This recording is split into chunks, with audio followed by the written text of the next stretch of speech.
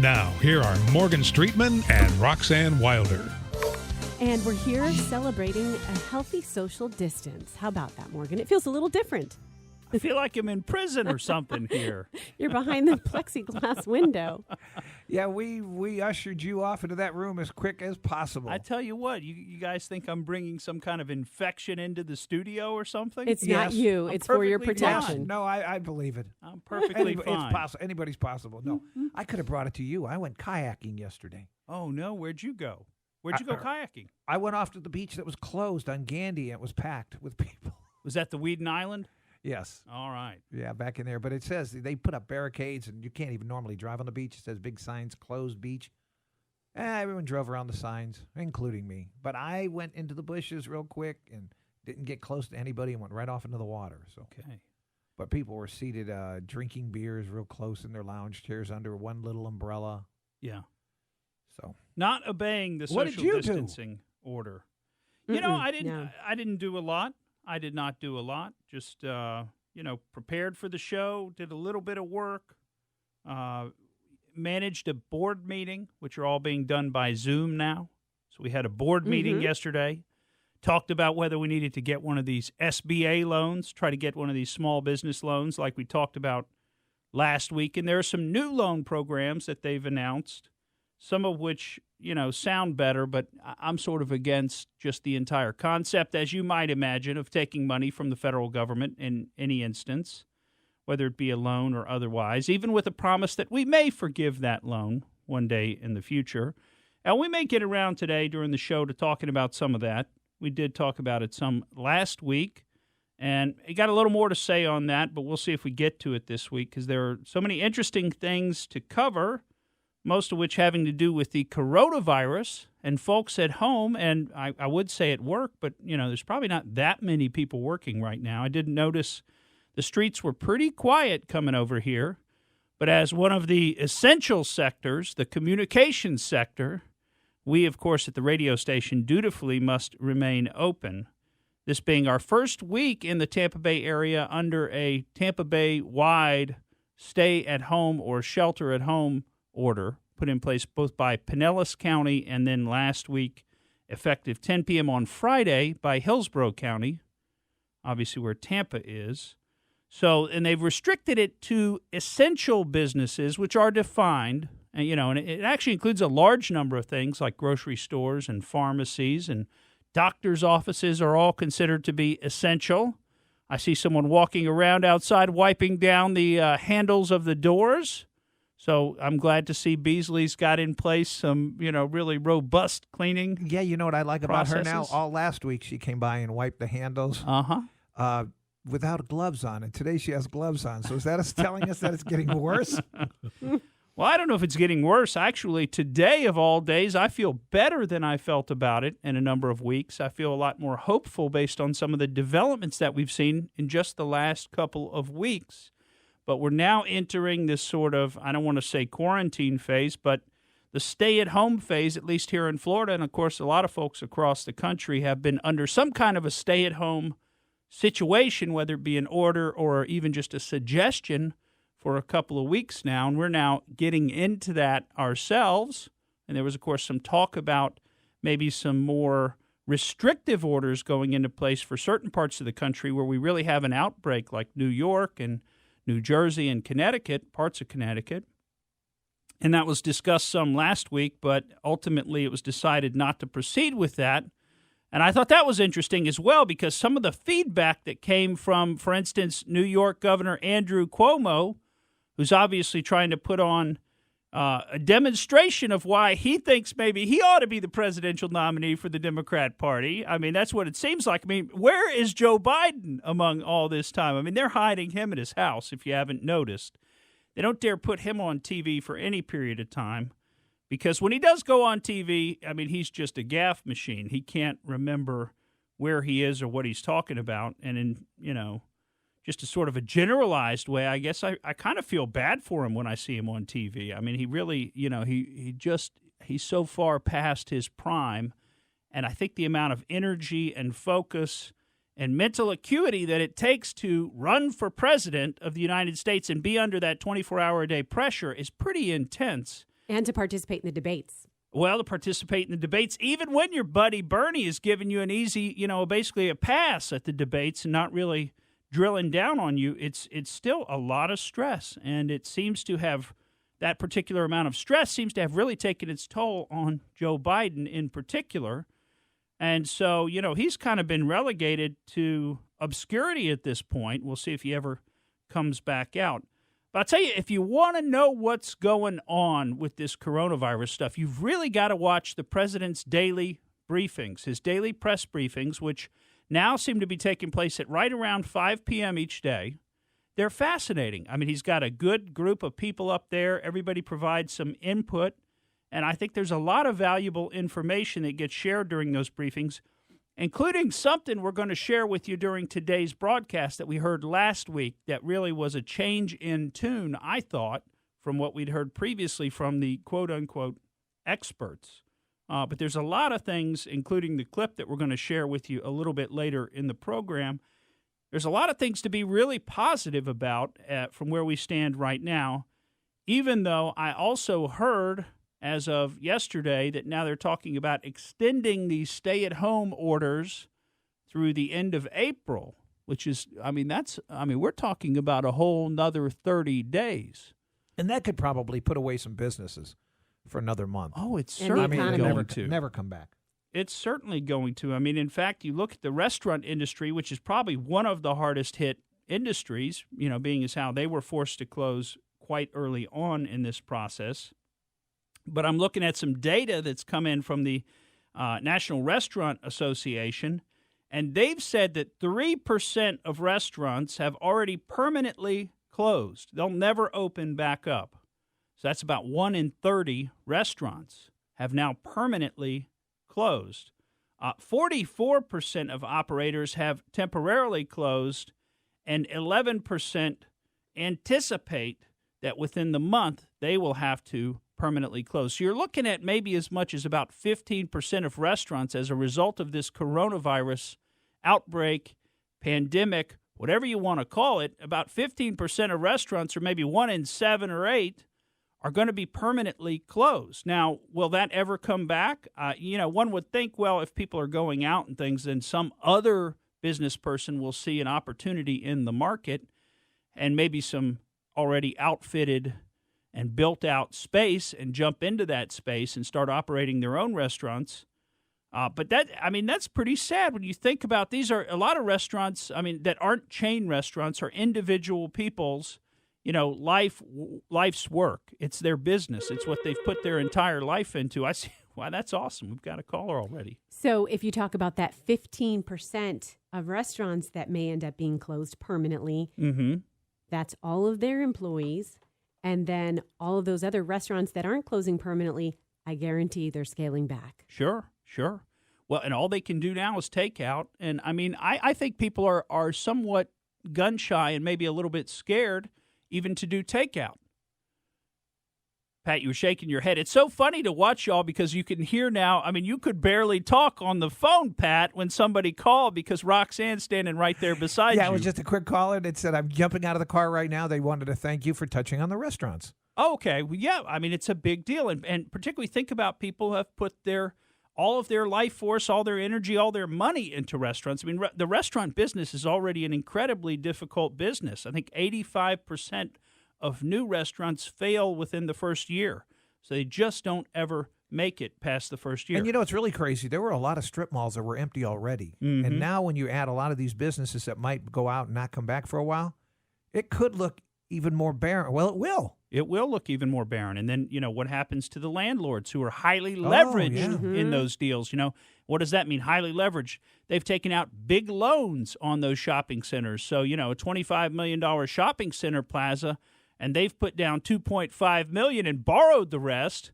And now all of a sudden that shopping center plaza is only worth, instead of the $25 million that it was borrowed, the money was borrowed on, the value of the plaza, maybe that's now down to worth only $20 or $15 million, and you've got more debt on it than what the place is worth. Now what's the bank going to do?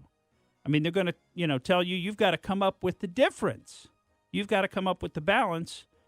And seeing as how you probably didn't put that much in to begin with, relative to the entire deal, and you probably don't have the spare capital right now because none of your other investments or sources of income are doing very well. I mean, this is going to cause the failures of a lot of these shopping center development deals. I mean, we're just going to see the dominoes fall across the industries.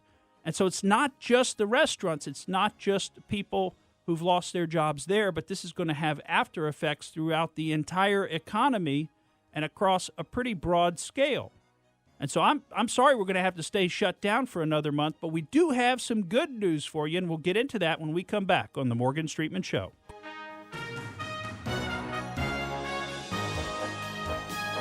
Welcome back to the Morgan Streetman Show, and I was very excited, Morgan, when we did our sort of pre-show prep. You said, let's share some of the good coronavirus news. It doesn't seem like they go together. That seems like an oxymoron, but we are making progress in some ways. Well, the media, by and large, doesn't seem to want to focus on any of the good news or any of the progress. And I think this is something that we talked about last week. As we read these media stories, they're all designed to make you think that, one, you're definitely going to get the coronavirus. And two, when you do get the coronavirus, you're going to wind up on a ventilator, wind up in a medically induced coma, and end up drowning in the secretions of your own lungs, and you're going to die. And that is the types of stories that the media has brought forward. It's what happened when I got the coronavirus, and then it's some individual who's telling about basically almost dying. And when you hear those stories, because as a human species, we are naturally empathetic, compassionate, we can't help but picture, oh no, that's going to happen to me. Oh no, that's going to happen to my loved one. That's what happens when you keep being bombarded with these stories that scare you to pieces. That's right. That's right. And It happened to Joe Diffie. Joe Diffie, who is that? You guys don't know Joe Diffie? Isn't that from the Tiger King? No, not at all. A Okay. big country star. Oh, Big country star, that's right. Joe I did Diffie. hear. Okay. And 61 years old. And he what? Died from coronavirus. What about John Prine? I heard Prine was in ICU on ventilators. I did not hear that. Wow. But he just tweeted on Thursday, oh, I think I have the coronavirus. I'm going into isolation. Yeah. And dies 2 days later. Whew. Well, thank you, Pat George, for proving was our that? point there. I tell you what, you just took us back in the other direction. I know, Now we're I all know, thinking but- we're going to Media. get it again. Yep. Mhm. I mean, Well, right? you said folks. scared you to death. That's what scared me to death when I was 61 years old. You would think he was healthy and he was talking fine like it wasn't a big deal. And the next thing, he's dead. Yeah. Mm. Well, I tell you, on a more positive spin, I mean, speaking to this same kind of thing, we all watched a video from a guy named, what was his name? David Price, I think it was. Is that, yeah, is that what you remember? Yes, Dr. David Price. Dr. David Works Price. at Cornell Hospital there. Weill Cornell Medical Center in New York. Now, this video is actually dated a week ago, so it's dated March 22nd, but I didn't see it until more recently. A friend of mine forwarded it to me, and his brother, who's a doctor in New York, apparently had sent it to him. I'd recommend you go out there and watch this particular video because it's very encouraging.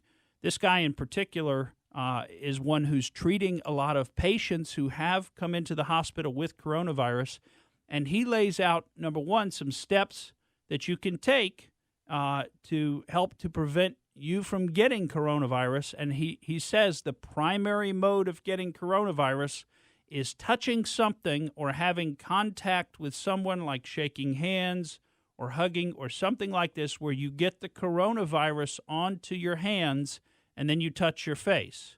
And he says that's really the primary, that this is not aerosolized, that it's not airborne, so to speak, in a significant way. Now, if somebody were to sneeze In your and face, and you were to sort of inhale their sneeze, then yeah, you've got, and they had coronavirus, then you've got a high chance potentially of contracting it that way. But he did say, if you're just out walking around and you're passing by somebody and they're breathing and you're breathing, that the chances of getting it that way are almost non-existent. That really the way you're getting it is you're touching a surface or a person. And if the person has coronavirus and they've touched that surface and then you touch it and then you touch your face, your eyes, your nose, or your mouth, he says that's the way that people are getting this virus. And to prevent that, he actually recommended wearing masks. But he made the point, this is not wearing the mask because it's keeping you from breathing in the coronavirus. That's not what the mask's purpose is. It's to remind you not to touch your face. So when you've got the mask on, you become more conscious of your face when you reach up to touch it. One, you can't directly access your nose or your mouth. You could still rub your eyes, I guess, but it kind of provides you with the reminder as you reach up to move it aside or something and touch yourself. Oh, yeah, I'm not supposed to be touching my face. Well, Amy gave me a pair of gloves this morning to remind me not to touch my face. So I put them on, but of course they were her size. So after my both hands turned purple, I had to take them off. But if you have gloves on, that'll stop you. Yeah, right. Another good point. He also said that you do want to wear a medical mask in the instance that you are at home and you have coronavirus, you've tested positive, you have the illness, and you want to protect your family members. That's when you would wear a medical mask. Yeah, I think anybody who's worried about this virus, who's worried about bringing it home to family members, or if you think you might have a family member who has it, you ought to go out there and just take a few minutes, and it's about a 45-minute video, but I would say within the first 15 minutes, he really lays down a lot of the key points and tips, and then the balance of the video kind of turns into question and answer sort of a thing. So within about 15 to 20 minutes, you can get all the tips that he's got for you, and it's pretty basic stuff, including he tells you when you need to know whether to go to the hospital or not. And that apparently has to do strictly with your difficulty breathing. If you're having trouble breathing, he says, go to the hospital. Otherwise, you don't go to the hospital. Even if you've got a fever, you don't automatically go to, or you think you've got the coronavirus or something like that. That doesn't mean you should go to the hospital, because a lot of people can, wait this out at home. I mean, the purpose of a fever, right, is to raise your body temperature for purposes of killing off the virus that's inside your body, because the virus is actually pretty, easy to kill. It can't stand high temperatures. And, of course, we're talking about a temperature differential of like 6 degrees Fahrenheit, which is not all that much temperature, and that's enough to kill the virus off. So this virus is not that tough, and he gets into some of that as well. Of course, it was interesting. He recommends carrying around a bottle of Purell with you, and I'm thinking, when's the last time you've seen one of those around? I thought the same thing. Wouldn't it be nice? I mean, if we all had known to stock up on Purell, but by the time we all got wind of it, all the Purell was sold out across the country. So it's not even possible to get any of that. But I had seen somebody the other day with something I thought was kind of a unique workaround. It's not that unique, but they had a little spray bottle with isopropyl alcohol in it, and they were spraying it on their hands, and apparently that would work too. I mean, it gets the alcohol, as long as it's more than 60% alcohol, it gets the alcohol to where it needs to go. So some positive things I thought came out of that video, and he seemed to have, of course, this was a week ago for him, but he's on the front lines. He said he really felt like he'd turned a corner in terms of his level of worry about it, and it was the first day when he did the video that he wasn't essentially deathly afraid of this coronavirus thing and worried himself as a healthcare worker about getting it. But as he sat down to analyze it, he said, there's really a lot of reasons that we now know that this is a lot, as long as you follow certain procedures and you watch how, you touch your face. I mean, that's really the whole key of it. And there you are, Pat George. You're rubbing your forehead. I'm rubbing my forehead. I just did it. I realized what I did. Well, you got the lights in here up so high. I'm kidding on you. We had a guest on the show last Friday on Katrina Madewell's show. And he's a guy that actually goes into the ambulance locations and in the ambulance, and he goes into the police departments, and he has a business that cleans everything. He's been doing it for years. Yeah. He said this virus is just a wimpy virus to kill. As long as you disinfect and you wash your hands, it's gone. Yeah. Instantly. But it does stay on certain things like paper and on, metal for a period of time. And it's very, very contagious, like you've been talking about. Just by breathing it close enough to somebody that has it, you're going to get it. But you can kill it pretty easy before you get it. Yeah. Well, we're doing everything within our power. And we talked some last week on the show about comparing this to the swine flu, and I guess we'll wait and see where everything all ends up. I do think it's too early to be doing a post-mortem on this situation. In other words, an after-the-fact analysis of what we did wrong, what we maybe could do better. I think it's pretty tough at this point to be doing that because there's so much yet that we don't really know about how this is all going to play out. But there are some reasons, I think, to be hopeful. And certainly I think if you watch the president's daily briefing, you're going to get a more balanced presentation of what's actually going on. And it's pretty interesting. One, there's a lot of new technologies that are being created to fight this. There's a lot of new production capacity that's being ramped up, including at some of our major manufacturers, to make more things like ventilators. There's a lot more revisions to the models, and we're going to get into some of that revisions, particularly one that Dr. Birx talked about during the briefing on Thursday of last week that I thought was pretty hopeful in terms of the delivery. We'll also talk about what Dr. Fauci said yesterday about total number of deaths, which still seems off the charts compared to where we are today, which is just north of about 2,000 deaths in the U.S. that are related to the coronavirus. Now, one of the interesting things that we've talked about in the past on this show is where some of this hysteria is coming from, and maybe it's good hysteria. I mean, in other words, maybe people should be hysterical about this. But some of the things we've talked about in the past were, does the leadership of the country and the states, do they know something we don't know? And I think particularly about what happened in China. So we'll try to cover a little bit of that in some of the time that we have left in the show, but we definitely want to hit on some of the more positive things that have come out about our treatments and ways to deal with the coronavirus. Welcome back to the Morgan Streetman Show. And as we were going to break, we're saying, okay, what's going on here when we hear some of these numbers that they're throwing out about the potential deaths related to COVID-19, and you say, wait a second, that doesn't seem like that's what we're on pace for. So are they overshooting this to make sure everyone panics and does what they're supposed to do, or do they know something that we don't know? Well, and that's what you got to wonder about, right? And that's what we've talked about on the show. And, of course, the thing that they would probably know about would be how many people in China actually died. And that's what we don't have a good handle on, because all we have is the official number from China, which, by the way, hasn't been increasing at all, which is kind of hard to believe. It's just a little bit hard to believe. But you know what? We told you weeks in advance of today's date, we told you can't trust numbers that come out of China. They've got a totally controlled system, and their numbers can't be trusted. So I've been looking at this site that shows you the cases, the new cases every day in each country, and I noticed that in the United States, we were down for the first time yesterday in number of new cases since March 22nd. Could this mean that we're starting to flatten the curve? Or could it be because it was a Sunday, maybe less people were? I don't think anybody is off the clock at this point. I think everybody who's doing these tests is doing them as often. Or could it be that we ran out of tests? Right. Well, I don't think we're running out of tests, you guys. I think we're getting more tests every day. I think, one, we didn't have probably as many tests as we would have liked to have had at the beginning of this, but I don't necessarily think that's President Trump's fault.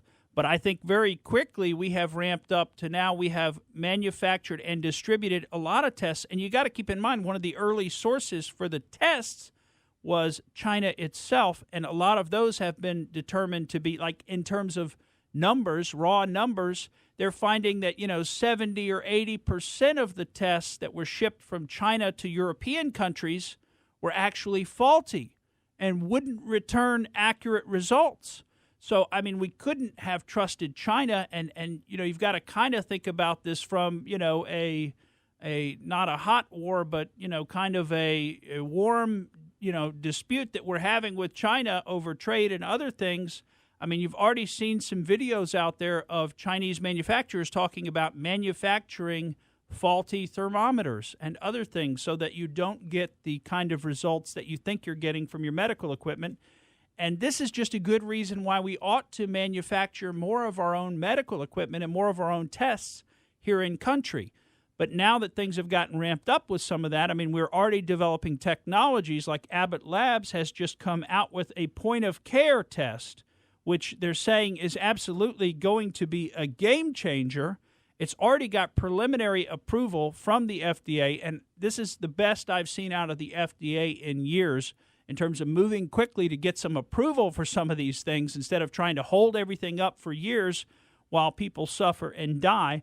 But Abbott Labs has apparently developed a test that they can give you on the spot. In other words, in your doctor's office. It's what they call point of care, which means you get it directly from your medical provider. It doesn't have to go off to a lab somewhere to have the test run. And on the spot, they can determine within approximately 5 to 15 minutes whether or not you're positive for coronavirus. And there are other companies that are also working on point-of-care tests.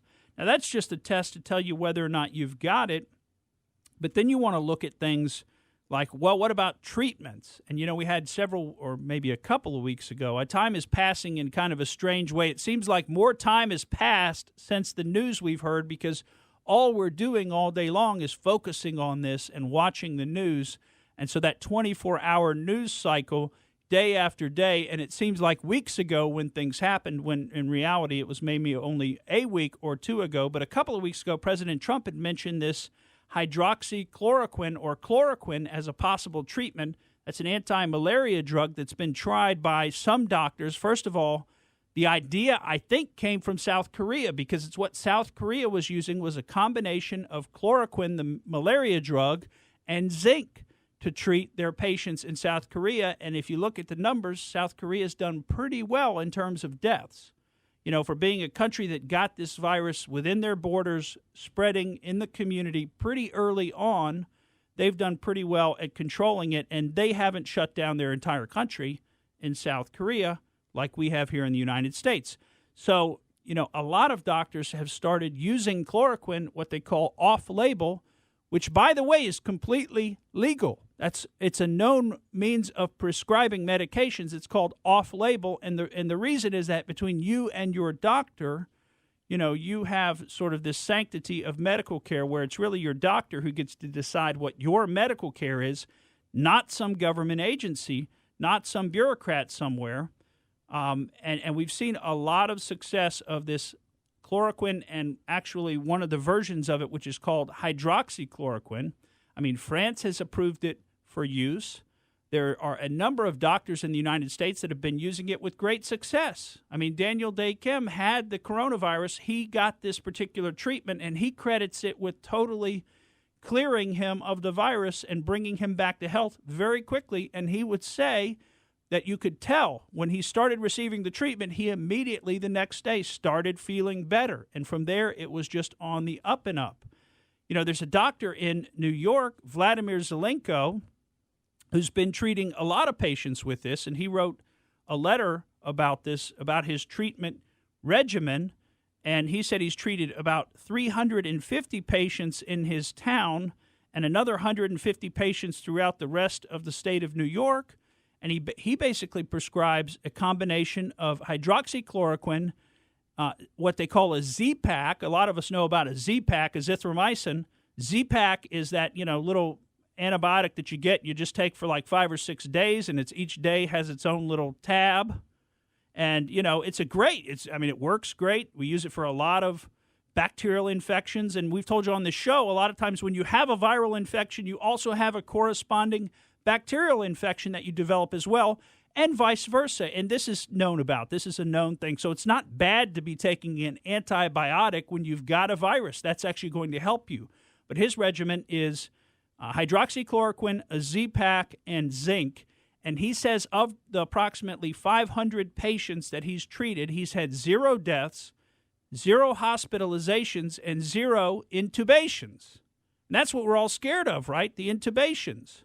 None of us want to go into the hospital, get put on a ventilator, and die. And that's some of, Pat, what you were referencing to earlier. So why aren't we going this route right now? Why aren't we doing this? Why do we have, like, Governor Whitmer of Michigan saying that she's going to have the Michigan Department of Health actually investigate and prosecute doctors who prescribe this? Why? Why do we have the governor of Nevada putting out a public statement, I think about a week ago, that doctors in Nevada are forbidden from prescribing this? Why is that? I mean, do these people want more people to be sick and die? Wouldn't you want to try everything? Wouldn't you want to try it? I mean, this medication is largely considered to be safe. It's used to treat malaria and has been for years.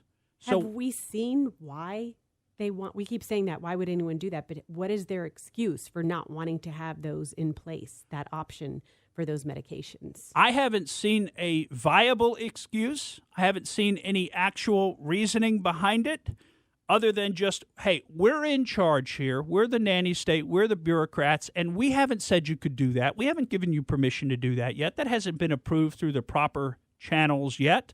How dare you think that you could just do something with your own body, you and your doctor could just get together and conspire to overrule our bureaucratic mandate. We're the ones that tell you what you can do. Now, why would they do that? I mean, is it because they want to see more deaths, more problems? Is it because they don't want President Trump's statements from about a couple of weeks ago to prove true? That maybe he's putting a lot of hope in this particular treatment, chloroquine?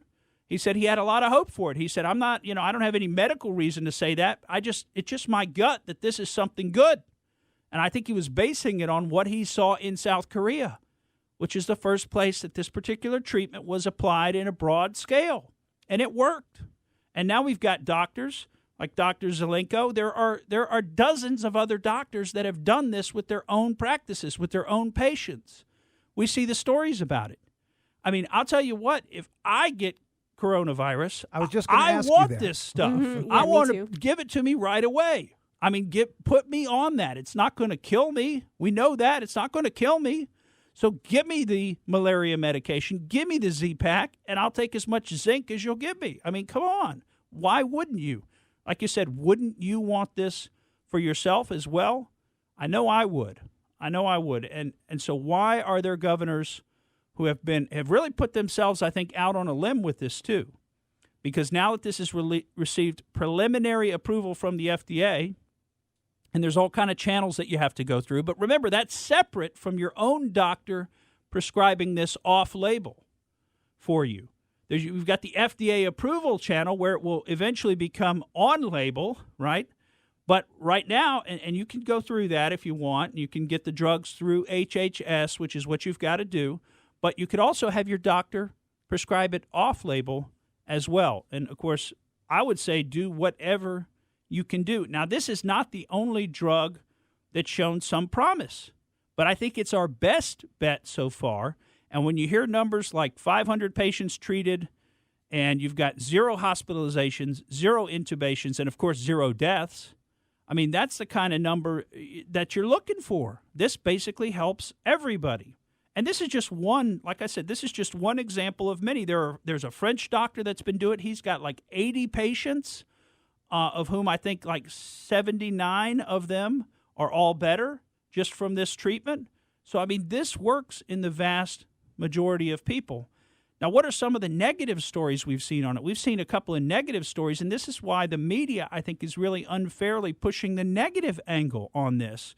We've seen a story about a couple who went and decided to use some kind of fishbowl cleaner that apparently is also called chloroquine, but, I mean, hello, it's not made for human consumption. I You wouldn't learn be that taking it. Chemistry, when there's a hydro or there's another component of a word at the beginning of that word, that it's not the same chemical. It's not the same. That's right. I mean, little subtle changes in the chemical makeup and name, also in the level of purity. The difference between a drug that's been made for human consumption and an industrial cleaner, well, they don't need to worry about if a few impurities creep into an industrial cleaner because it just doesn't matter. So, I mean, the difference in purity is huge. And so, that's one of the stories I've seen. Another story I've seen is about some people in Nigeria who apparently got a hold of some of the same kind of stuff and self-medicated. Without a doctor's involvement, just decided, I see what this is. I heard the word. I'll solve it myself. And they wound up getting very sick, and I think some of them died. But, why are we focusing on that? Those people are just, I hate to say it, but they're just being stupid. You can't do that. But you can go through your own doctor and get this stuff from your doctor. When we come back, I want to try to play that Dr. Burks thing I've got for us because that's worth hearing. So we'll do that when we come back.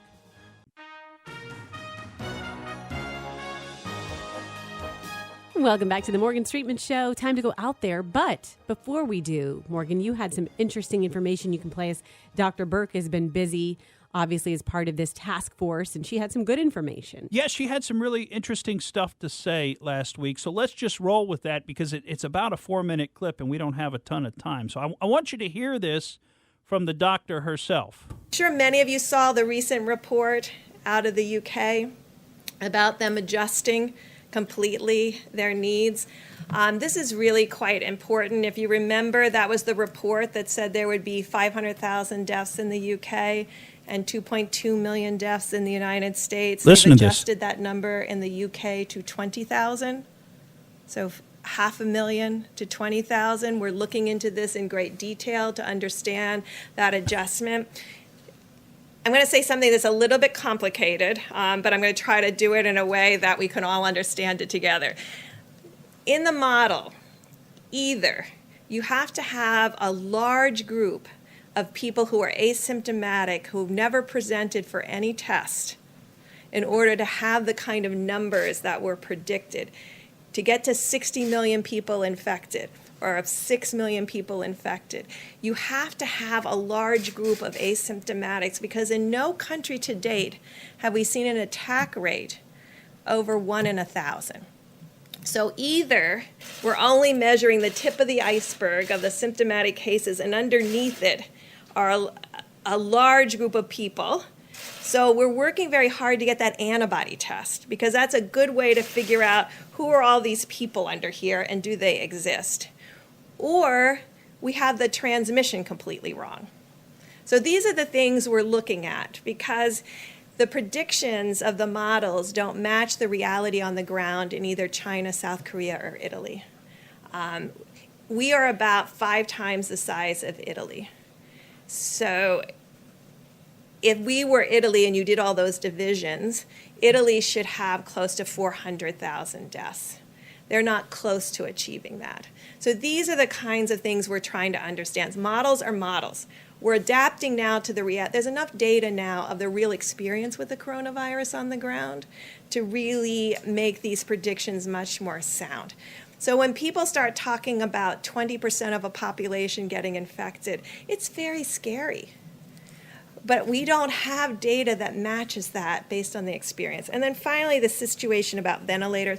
We were reassured in meeting with our colleagues in New York that there are still ICU beds remaining, and there's still significant over 1,000 or 2,000 ventilators that have not been utilized yet. Listen to that. Please, for the reassurance of people around the world, to wake up this morning and look at people talking about creating DNR situations, do not resuscitate situations for patients. There is no situation in the United States right now that warrants that kind of discussion. You can be thinking about it in a hospital. Certainly many hospitals talk about this on a daily basis. But to say that to the American people, to make the implication that when they need a hospital bed, So, I mean, you just think about that. We got to cut it off somewhere, but it's worth going back there and watching. That was her spot from last Thursday. But, you know, like she said, I mean, the news stories Thursday morning were that there were going to be some kind of nationwide DNR, do not resuscitate orders issued for the entire country. Like, if something starts going wrong with you, we're just going to wheel you to the morgue. I mean, that's what they're trying. The media is trying to get people to think about this crisis. What she was talking about there with the UK study, I read about this about a week ago. The Gateway Pundit talked about this study. This guy came out and said, nope, sorry, I made a mistake, and this is why. Well, let me tell you, just to show you how this information spreads, the last 2 weeks, another show that I work on here at Beasley Media Group, doing stories for that show, 90% of the guests who I interview about the coronavirus and their, for example, Teachers Federation, their union, or the way they're reacting to this, they're basing on numbers in that initial study out of the UK. Well, we talked about it. I just briefly referred to it as the Imperial College study last week. But, you know, this is what I think scared everybody so much. And this is what put the country into lockdown. And now, you know what? Now the data is not matching the models, so we're readjusting the models. And now 500,000 deaths in the UK are down to, the models are now showing 20,000. So the 2.1 million deaths in the U.S. are now down to what number? I mean, 1/25 of that, So that's a much smaller number, something well under 100,000, something much more in line, maybe, with some of the things that we've had before as some really bad flus, a really bad flu season. And those are the numbers that are being talked about. Now, I'm not saying we should all run back to work right now because it seems like maybe the things that we're doing are helping. But I think one thing to take from this program today is there's a lot of reasons to be hopeful. There's a lot of reasons to be hopeful about the future. We've got good detection. We've got good treatment. We've got these things are being approved. We've got plenty of ventilators, and many hundreds of thousands more ventilators are going to be made. If you've been watching the president's briefings, you can hear from the industry leaders. There are plenty of masks. For some reason, areas that are heavily Democratic are reporting shortages of things, and they're finding warehouses like they found in New York with 20,000 ventilators in it. Meanwhile, they're claiming they don't have enough ventilators in New York. Well, the data on the ground is they've got plenty of ventilators in New York, and they've got more in storage than apparently they even know about or are bothering to go and get and activate. But more are going to be made and more tests. Now, are out there today, and we don't have a ton of time for it, but something I just wanted you to think about. If you've seen any of these videos tracking the cell phone data, first of all, these are very interesting videos. There's one in particular I'm thinking about that takes a small beach out of Fort Lauderdale and just tracks where the people from that beach went after spring break. And it shows you where they went and the areas that they were in contact with. And it's a big swath of the United States. I mean, a lot of folks in Ohio, Pennsylvania, New York, etc., as well as throughout Florida. All throughout Florida, and the Bay Area is heavily highlighted by these folks as they're transiting through our area and potentially bringing this coronavirus infection. But one of the things I'd tell you to think about is from some of this cell phone data is they say, oh, well, this is all anonymized data, and it's just aggregated data of a bunch of users. But it's my understanding, and I believe you can determine this on your own if you look into it, that it's very easy for them to de-anonymize that data. So the same data that they can take and lump together and just look at everybody and watch everybody's movement all across the country, they can also take that data and say, hey, give me Morgan Streetman's cell phone. Turn off all the other lights. I just want to see where Morgan Streetman goes. And obviously, if they can do the aggregated, anonymized data, they have your individual data to begin with because that's what they create the aggregate out of. So you need to be thinking about this, the amount of information that these devices that we're carrying around in our pocket are conveying to the authorities and the ways the authorities are using them and can use them in the future. I'm Morgan Streetman, and that's the way I see it. Thank you for listening to the Morgan Streetman Show. We hope you enjoyed what you heard, and if you did, please click like and subscribe to help us out. And remember that we recommend that you exercise your brain at least once a week.